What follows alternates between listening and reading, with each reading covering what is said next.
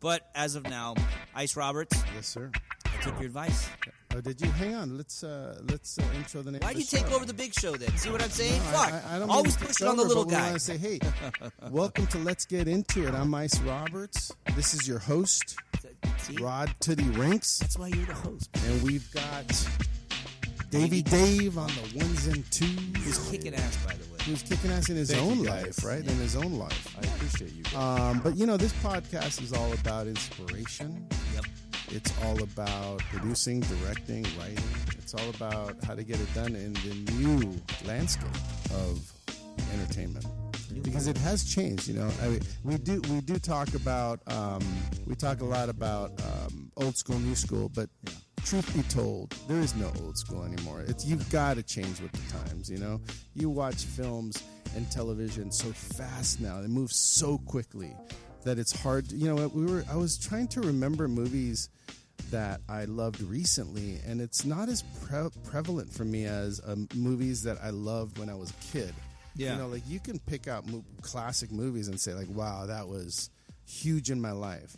Is it the same for other people? Is it the same for young people now? That's a good point, because I can't think of a movie that I've seen in the last 5 years that I go, wow, that's the Goodfellas, or that's the Godfather, or that's the Rocky, or that's even like a John Hughes film that you could say, that holds up. Like, what's something that came out in the last 5 years that I could honestly say, like, I would rewatch? You know what I'm saying? It's not the same. It's really not. Even music moves fast, right? Like now, songs will come and songs will go. Dude, I'm so bad at that shit. I don't even know who the new artist. Like, I have no idea. I'm still stuck in like Tupac, Biggie. And I'll reveal. Those are the best ones, by the way. Yeah. Classics. Yeah, I'll reveal my age, but I'll listen to 70s on 70. Love 70s And on. 70s on 70 will do a thing on Sundays where they'll go back to the exact day in 1970, whatever. Yeah. And Casey Kasem does his countdown, which I loved, and he'll say, 48 weeks at number one. Like, does that still happen? 48? Like you could have spent 8 months at number one back in the day. No, like not you anymore, don't spend that long. You get like 3 weeks. Right. I mean, I don't know. We're not experts in music, but I would say I'm pretty sure that that's not happening anymore. So I think the point is media is changing, film, television changing. It's all melding together. Before you used to be all crazy about, like, got to get my movie into a theater. If you're listening, who cares about the theater? Yeah. Don't make a deal. Get your movie seen. It doesn't matter if it's in a theater, on Netflix, on Amazon. It just doesn't matter anymore. Like, get it out and do another one. Yeah, and do a premiere. Yeah, Rent premieres a are fun. theater.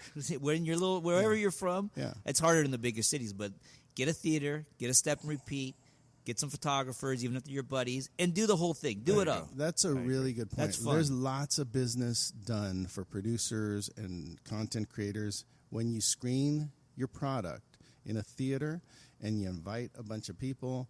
I don't know. In my early days, I would do a movie. Yeah. I'd invite people, and in that theater, literally, someone would lean over to me and go like, "Hey, what are you doing next?" Yeah. I was like, "Wow, I was thinking about doing," and I would literally finance the thing Right there. at While your film's playing at out. the film playing, Yeah. At my current film screening, and then we'd move on to a conversation about what was next. So I always used to advocate that to other filmmakers. I said, go screen your movie, rent the theater. Can you do I don't think a step and repeat would be that much, right? No, it's not. The thing to get with your logo and all that shit. Dude, you can It's go. all perception anyways. you It's like can everything Always else. perception. You go to Kinko's and get a step and repeat now. Can you get one there? Yeah, you really Can you really? Yeah, you can order. If you go online, Kinkos.com, you'll backdrops, posters, everything. That's dope. Yeah. And if you're really talented, you just get a green screen and do that shit on post-production and make it dope. Have the But movie it playing doesn't- behind you. It doesn't matter anymore. That would like be dope, that. I right? like that. It doesn't matter anymore, though, right? You have your screening, and people take pictures there. They post on social media if Yeah. someone loves your movie. And by the way, if you're a listener of the podcast and you're listening, rate it. Give us a review. Yeah. I think we got 5 stars. I was looking at it. We do have 5 5 stars. Someone stars. gave us 4, What, which hater? didn't affect which didn't affect us much. Yeah. So last week we talked about editors and the fact that the production, acting, directing of your movie is much more adrenaline filled and exciting. Yep. People get pumped. And then when you give it to an editor who's now on his own, practically on an island with your footage, doesn't always move at the same pace, and people get disappointed. But I listened to the podcast last week, and I thought one of the key... I rated it. 4? I'm the one who gave it a 4. I think the important part of the conversation was the actors, the directors, the producers on an indie film work really hard to do a great job and show up and are accountable. And you guys put in all of this work, and then the investors who invest a couple of dollars are expecting everyone to put in the same level of energy. And when your editor does not, it all falls on the shoulders of an editor. And if you think about it, editors win Academy Awards, so it's not like their positions are not important. You're These exactly people right, are man. important. And if you can win an award for your work on a film, then you should be responsible enough to get the work done. If you agreed to do it for no money or little money or whatever money you agreed to or whatever deal you made, then you should be willing to at least do what you said you would do. And if you can't do that, you should step down. Yeah, I agree. And after we had a conversation, you and I said, actually, to rewind, our podcast, when it went out on Friday, I got text messages from a few people saying, hey, bro, I know somebody. I got an editor. If you need somebody, like, don't worry. I could help you out in this situation. But the kid who's putting it together, he said, I told him I was going to pull it because I have to. I thought I was 2 months in. No, June, July, August, September. I'm over 3 months in on a string out, which should take 2 weeks or no, 6 weeks, 4 weeks. Right. So I'm 3 months, dude. That's a long. That's a movie almost, right? Yeah. So he agreed to finish it up, which he's sending me stuff coming in, and the sequence is a little off, and that's the most important thing about doing a string out right after because it's fucking fresh. Yes, it's fresh in your head, and now we're 3 months later, and it's getting put together, but it's off a little bit. But that's fine. I just need it all put together, down on timeline so I could see it, and then we can go in and clean it all up. Yeah. So thank you, by the way, welcome. Robert, for your advice. Hopefully I'm going to have something. A rough cut for us to see by the end of the month. Yeah, and I think we established that you can't get stopped. You can't get stopped, and it's so frustrating when you do because I'm the only one. I shouldn't say I'm the only one. I feel like I'm the only one on this island saying, "Come on, guys," and everyone's like, "Well, it's over with. We did we did the acting and all that. Let's you go and finish it." You've got to keep the energy. You got to keep the momentum, and you have to have respect for the people that funded you, for the people that put in their time acting, for you, the director, producer. There's a lot of stuff goes into it, man. Speaking of momentum, Davie Dave. Yeah. Our host with the most, Ice Roberts here, has some serious momentum going on. I know. Let's talk about you for a minute. I don't know if it's serious momentum, but what do you mean? It is. Well, look, hang on. As I was mentioning earlier, I think that the industry's changing a lot. There's a lot more business to be done. They're looking for producers. They're looking for people. They're looking for projects. But I mean, I'm not going to downplay your intro. Well, you're already coming in like a diva, like late for a thing. We got to get up. David and I drive an hour and a half to get here, but it's all good. Let's talk about it. Let's talk about, what was the first thing? I remember you coming when we were over at the Grove with Buccio. Yeah. And you were going to do a show called Tequila Kings. Yeah. It was a TV show. Right. It wasn't an investment into a tequila brand. Right. How did that unfold? A friend of mine, Johnny Porcher, who I was doing a documentary and a movie with, he said, I want you to meet this guy, Eric Buccio. Oh, I didn't know that. So Porcher introduced you to Buccio? Yeah. Okay. And I said, I'd rather not. Yeah. I go, why would I want to meet with him? Because he's got this tequila brand, and he just needs to meet some people to see if he can raise some money or get help or whatever. And I said, dude, it's just I've never done anything but entertainment. I don't have, an interest and I don't want to waste his time. He said, just meet with him. And as a friend, I said, you know what? Why not? I'll go ahead and meet with Buccio, and we met at Casa Vega on Ventura Boulevard. Is that food in any good Sherman there? Oaks. No, it wasn't, but the margaritas are great. Perfect. So I sat down with Buccio, and he kind of gave me his whole spiel, and I connected with him culturally, and he was like, I just need help, I've created this brand. I don't know where else to go. I don't know what else to do. I think I need a celebrity to help me. Right. So I sat there, I thought about it, I thought, who could I get? And then I thought, Mario's getting married in about a month. That's right. So I said, there is something I can do. I said, my friend Mario's getting married in December. I'm pretty sure if I take him a bottle and we test it and you agree to serve the tequila at his wedding at no cost to him, I'll bet you he would let you do that. And I said, while you're there, you might meet some people. There's, he knows a lot of influential people. Yeah. You may meet someone there that can help you. I don't know that I'm your guy. Yeah. So I give the bottle to Mario, takes a sip here and there. We probably were all there. So we try it, and we're like, hey, this is pretty good. Yeah. And then he's like, hey, this is good. And then I said, I think I can get them to serve at your wedding. And he goes, you think they'd serve at the wedding and the white party the day before? I was like, I bet you they serve all weekend. Yeah. So I tell Buccio, I go, look, I think we're going to do this. I think Mario is open to it.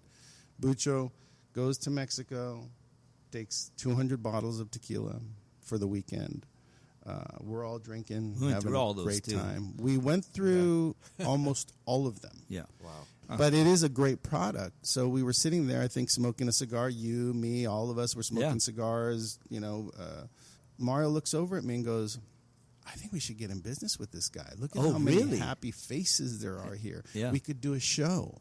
Yeah. So I said, okay, here we go. So now we're thinking, right? Yeah. We do a show called Tequila Kings about his struggle to become somebody. Yeah. In the show, we say he becomes partners with Mario Lopez. That's exciting. During the show, we raise money for his endeavor. Yeah. That's a good storyline. So Mario and I high-fived and said, this is something we got to do. We sold it to Nuvo. Is that the name of the company? Yeah, it was Nuvo, but it got bought out. So they got bought out. But sold it to Nuvo. They gave us money to do a tape. We did the tape, and then it didn't happen. So Nuvo folded. It wasn't the show wasn't bad because it was good. No. Well, we tried to sell it after that. Didn't work out. But then we were sort of in it. Now all of a sudden we were in the ether of the tequila business, right? Yeah. We had raised some money for it. We were all doing it to do the show. Yeah. And to make the tequila successful through a show, but it didn't work. So then we were like, hey, this is kind of fun. We're having a good time. People are talking about it. So we're like, okay, well, let's stick with it. Yeah. So we stuck with it, and it's been six and a half years, and we caught the attention of a big investor. He stepped in. Yep. He funded millions of dollars worth of product, advertising. We're the official tequila of the Rams. We're the official tequila of the Pepsi Center in Denver.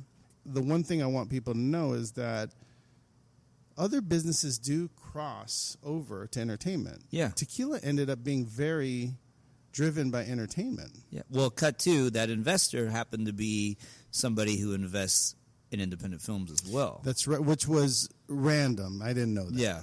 I didn't know that. Yeah. But here's a great story to connect to that. So we're in business with our investor in Casa Mexico. He comes into town for a meeting about many things. He does lots of different things. I say to him, do you want to have a drink before you leave? I live in Beverly Hills. You live in Beverly Hills. We can go to the Palm, have a quick drink, just kind of get an update on stuff, just you and I. Yeah. He says, sure. We go to the Palm. We have a couple of drinks. That afternoon, I was here with Mario. Before I go to drinks with him, I'm here with Mario, and Mario's like, hey, man, we should be doing a Christmas movie together. Right. We should be producing something like that. We get in the elevator. He's like, how hard could it be? He's like, go find a script. Like, how hard could it be to find a script? Feliz Navidad, single father finds love on Christmas. Like, how hard is that? Navidad. Right. So then, we were like both Feliz Navidad. Yeah. Like, is there a movie? Has there been anything? So we look it up. No one's ever done Feliz Navidad, right? Yeah. So that was easy. Feliz Navidad. We come up with a storyline, and we're like, great. So, in the next week or so, we'll try to find a writer. We'll move forward. So I go to drinks with our investor from Casa Mexico. We have a great meeting. We talk about Casa, what's going on next. And as we're standing up, he goes, hey, what are you doing movie-wise? Like, what are you guys up to? I said, I don't know. We were thinking about a story today called Feliz Navidad. And he was like, Feliz Navidad? I said, yeah, Feliz Navidad. Single father, finds love on Christmas. We didn't have much of a story. We literally had just thought of it that afternoon. And he says to me, do you have funding for that? And I said, no. I said, do you want to finance that? He's like, is there a script? I said, no. He goes, well, let me finance the script. So he finances the script. We make a deal for just the script with the potential of him financing the movie. Mark Schulman and I sort of talk about, let's go for a big writer. We get some pitches from a lot of people. Including myself. Including you, which was a great idea. Of course. Rick Nahara pitched. We had a lot of great people pitch. But then Peter Murrieta came into the picture. He wrote and exec produced Wizards of Waverly Place, Chris Stella, George Lopez. So we meet with him and we connect. We understand each other. He really wants to do it. So we go back, negotiate his deal, go to the investor. He says, fine. We pay him. He writes the script. And then the second place we went says, we want to make that movie. Damn. Look at that. So we're in development on some changes that they want to make, but that was the anatomy of that deal. It's very common that you were to pitch somebody an idea, and the steps that you take to get that movie made aren't always like all of the money. Yeah. Maybe the steps are, hey, I have this idea. Hey, let's pay a writer to start with. Worst comes to worst, you lose $100,000 instead of losing $3 million. Yeah. I think, too, the takeaway from that is if you're a filmmaker in Idaho and you're working at a dairy farm, and your buddy's with the guy who runs the place, and he asks you what you got going on next, and you say, I got this script. Maybe he wants to be involved. Your investor was already making films, and granted that you, Lopez, the title, because you guys didn't even have really there was no script, there was nothing. He said we just had the title. You just had the title. Yeah, but Lopez is very smart in terms of storytelling, and maybe because he's been in the business since he was little. The foundation to Feliz Navidad was laid very quickly. It's this. This is how this guy feels about Christmas. These are this is how we're going to use the song. Yeah. And then Peter and us sort of came up with the foundation to the story. And then Peter is a genius. Dude writes these episodes weekly. Yeah. He's probably, I can't even imagine how many, hundreds. Yeah. So he went off and boom, nailed it, got it back to us. It was one of the quickest turnaround on scripts I've ever done. And he also understood, when we had notes, he was like, no, I know what you guys are talking about. So it was a very, very cool development. Yeah. But I will say this, as a filmmaker, there was something very cool about not getting hung up in funding it or I need to have all of the money. I was okay with the steps. Okay, we're going to do steps. We're going to do the script very first. Easy for you, dude. Yeah, and here's the other thing that I was able to offer the investor, which you guys can offer too. I was able to say, you may not have to fund the entire movie. Let's do this. You pay for the script. If somebody else funds the movie, which it's going to happen, someone else is going to fund the movie, you get your money for the script back plus a big premium on your money plus an executive producer credit. Boom. That's what I'm And that's what happens. So now he doesn't have to fund it per se. Yeah. It may come up that he'll have to fill a gap somewhere or something like that. But for the most part, it's going to be on someone else's shoulders, on a network's shoulders to fund this. And we're going to be able to just go make it, get paid, and deliver a product that's going to be on TV. So I think one of the great things about this deal is it was a step, and the offer is you may fund the whole movie if you want to. If you don't, let's find someone else to fund it, and you can join us in the project. And you get a big premium on the money you put up for the script. So you get your money back plus a big premium, and your exec producer. High five, boom, it happened. Bam. I love these stories. I love that. I love that. Well, Davie Dave, we were supposed to be doing our show from a different location tonight. Yeah. However, Ice Roberts here has something very important to do, which they're taping, which you are also involved in a Netflix series called the expanding universe of Ashley Garcia. And you're involved in that, too. I am. Damn, this guy's just rolling. Seth Curlin and David Kendall, who are writers, executive producers. Seth Curlin created the storyline with Mario of Ashley.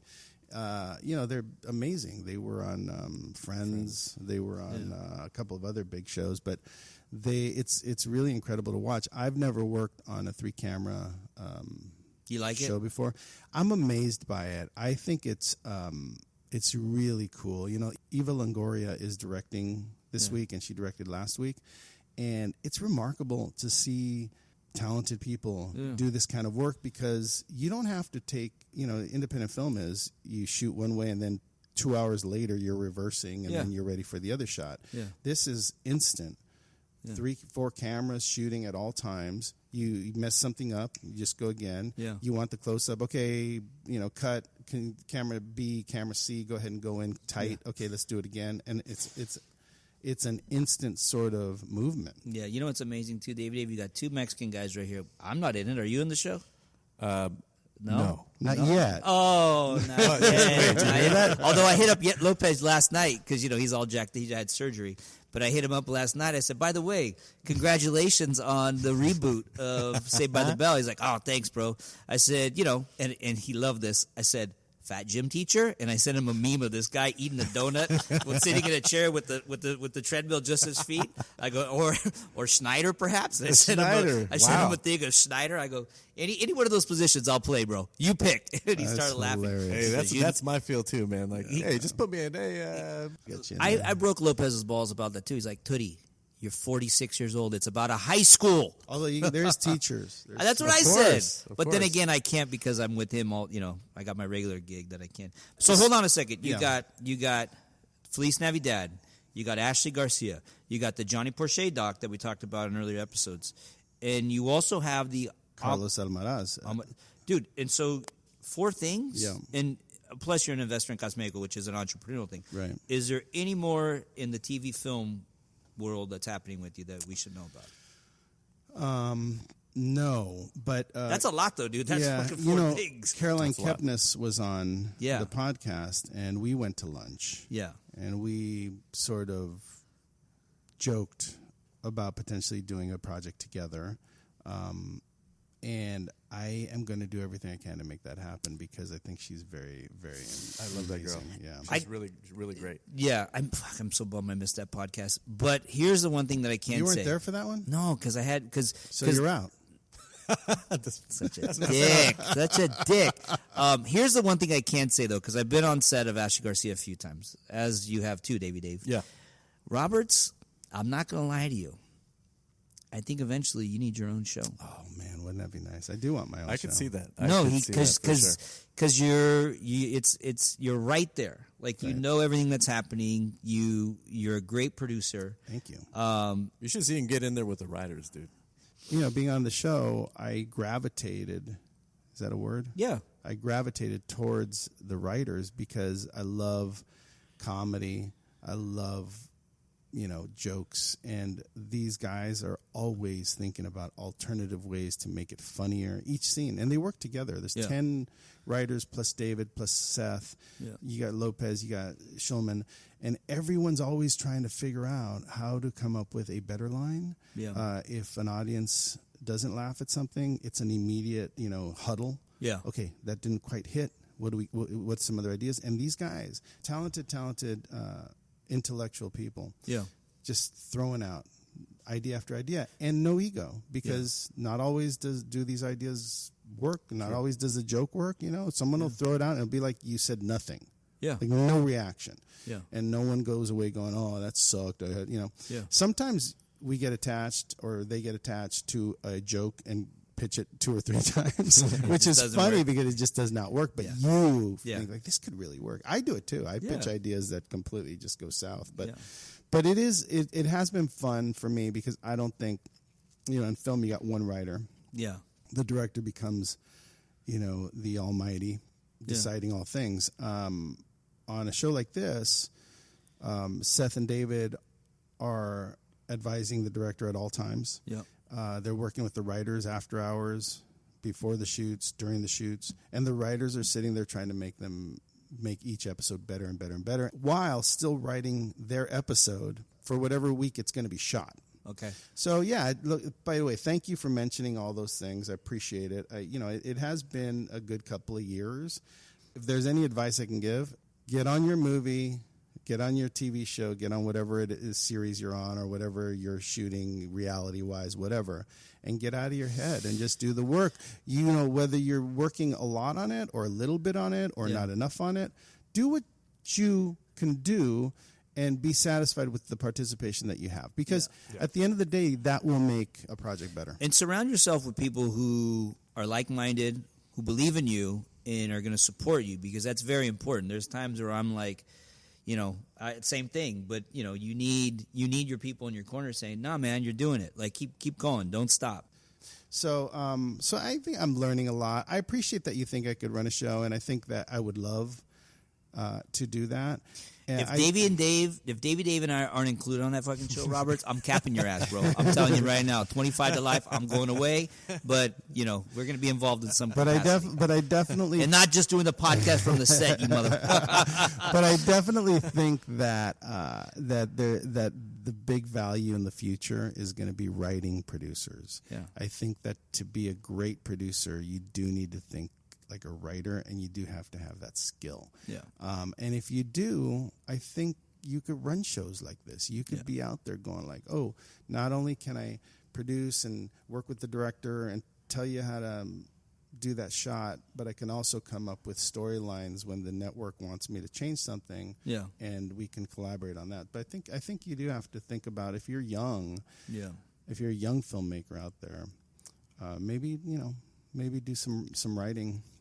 And understand it, even if you're not going to be a writer, just understand it to the point where you could be a valuable asset on a show like this. Well, I still, and also too, like I said last time, and I'm not just saying this because of what I'm going through, learn how to shoot. There's so many cameras out there. Learn how to cut, at least string outs. Learn how to write, learn story, learn all that shit. Learn everything so you could be your own Robert Rodriguez. Very and true. It doesn't mean you have to continue on that route, because you could branch off into whatever you want to do, write, direct, produce, blah, blah. But learn how to do it all, so then that way you can get your vision out there, and, you can get it seen. You could be put in the light that you want to be put in, not be held and held hostage and waiting for your project to get done and not sure, and it's not coming out the way you envisioned and all that other shit. You know what I'm saying? No, I agree with that. Yeah, man, you got to do a lot. You do a lot, Davey. I do. I have to. I love doing. Davey's all like these the things. new generation, dude. That's what we should be talking to him more about this. Because talk about the things that you have to do like you edit, you shoot, you record. I mean, you're doing. You took. It was kind of nice that you took over recording of our show. Well, I don't like to put myself in places that I really don't know. Yeah. So I like to plug myself in and be like, no, I could do that. Do you write? I mean, you do write memes, but do you write long form? Yeah, I have before. Yeah. Really? You have scripts and stuff? Oh shit! I didn't know that. Yeah. That's what it's. That's what David did. Whatever you need, I got you. I got you. But it's so low key. That's what he's kind of gangster like that. No, he is. But he'll take care of business. Yeah. I do.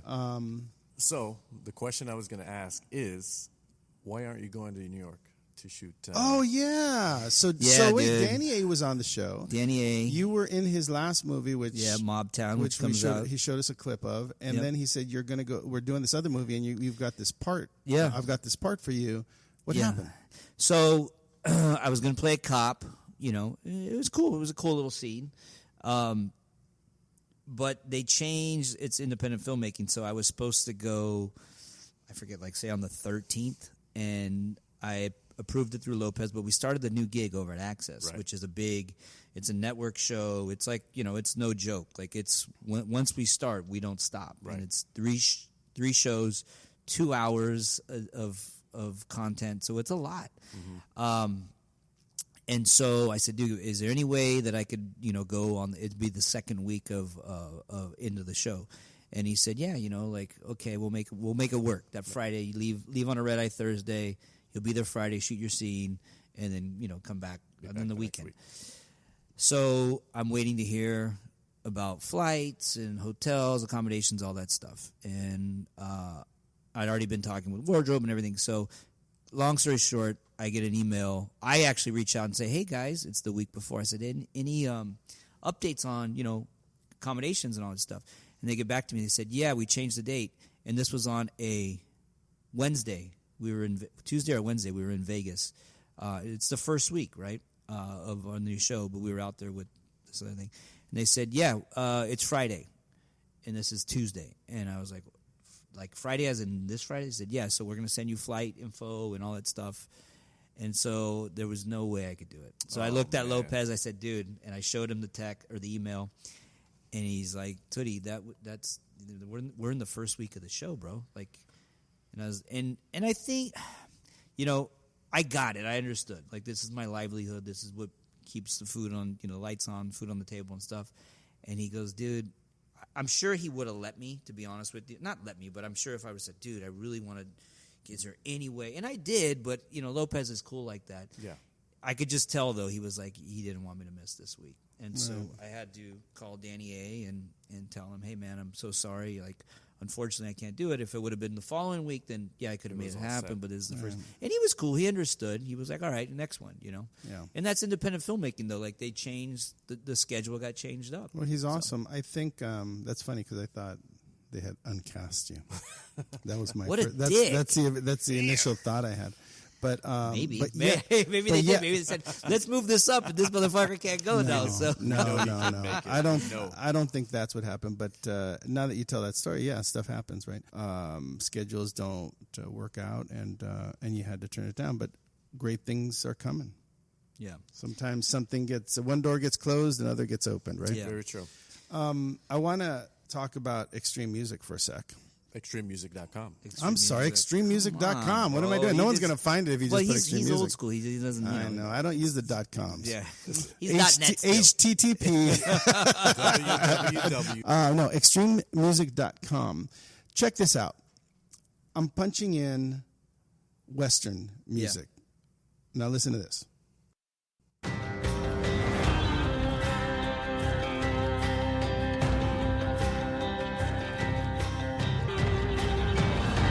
I want to be in a Western so bad. Listen, no, I do too. This dude. is like my dream. I love a Western. If I can be in a Western and knock it out, man. Dude, you kind of look Western though in Made in Mexico. I got to show you a clip, dude. He's wearing the wife beater with the tattoos and the cowboy hat with the aviators. What is that scene like? What is the scene? What is like if you were to think of music that would work for that scene? What would it be like? Give me an example of what music you would use for the scene that we're talking about with Davie Dave and all of them. This particular scene, I would want to do kind of like spaghetti western, kind of like. So watch this. This. Okay, spaghetti western for this scene. Let's find out how quickly I can find something on ExtremeMusic.com right now, and I'll play it for you and see what you think. Yeah.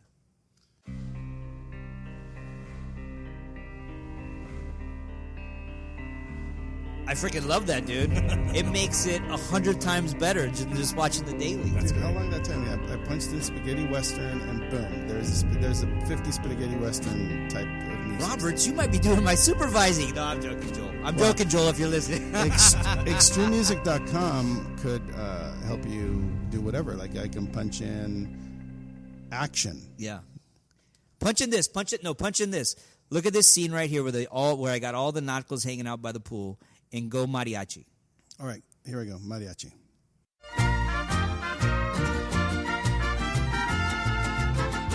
Dude, that is so freaking dope. There you go. I like that. That looked dope, right? ExtremeMusic.com will, you could punch in whatever kind of thing, whatever you're thinking. Yeah. You punch it in. It may not come up, but you punch it in. And there's a very good chance that some combination of whatever you're thinking, Western, action, speed, like literally like any action word you're thinking of, you punch it in and the stuff come up and you pick it and you download it, and if you like it, you make a deal for it. So yeah, check it out, ExtremeMusic.com for all your music needs on your films, television shows, whatever you need. Yeah. Perfect. Even memes. You could do it on some memes. Dude, you could put Extreme Music on some memes. I don't know what it would cost. I would imagine you have to check. I bet you Russell will give you a good deal. Yeah. You better. Yeah, you better. All right, cool. Well, I think we covered a lot of interesting stuff today. Our guest, Davie Dave, our guest was pretty good. Yay! he I had. don't know how exciting I am. I think I'm less exciting. Well, everybody thinks they're less exciting than what they really are, dude. Yeah. You have a lot of shit going. Dude, you got 4 projects. Yeah. Very Good true. projects going Good on, dude. stuff. That's a good shit, legit shit. There's more You know? stuff to come. More stuff to come. Hopefully, one of these days we're going to revisit our project. Oh, Oh yeah, absolutely, absolutely. Yeah, you're Seriously, right. Yeah. because we got to build that team. What's it Roberts. called? It was formerly called El Pocho, but Now we're it's going to called- change it. I don't know. We got to change. I'm not feeling the El Pocho No. because it's too. Yeah, it's. I mean, we got to figure it out. But What- the script's good. Do you like the script, right? I love it. Yeah, and Maurice is involved. So Let's talk about for a second, right before we go. One of the things, how that got developed, I think I came to you and said, why don't you write something Yeah. that's got like an ex-con or Yeah. someone in, witness protection, and then you wrote a script Yeah. about a guy in witness protection that comes back and he's like Charles Bronson. He Yeah. comes back. It's like Death Wish. He comes back and he's a vigilante of some sort. Yeah, the examples you gave me was Death Wish and the one with Clint Eastwood, Unforgiven. The Unforgiven. And those are the 2 that I went off of.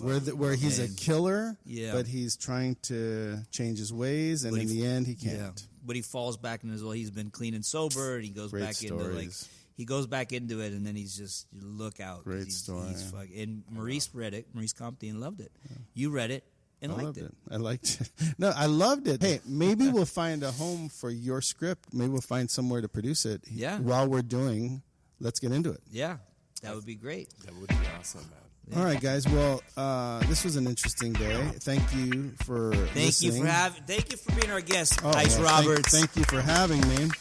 And thank you guys all for listening. Let's not forget, this show's brought to you by extrememusic.com.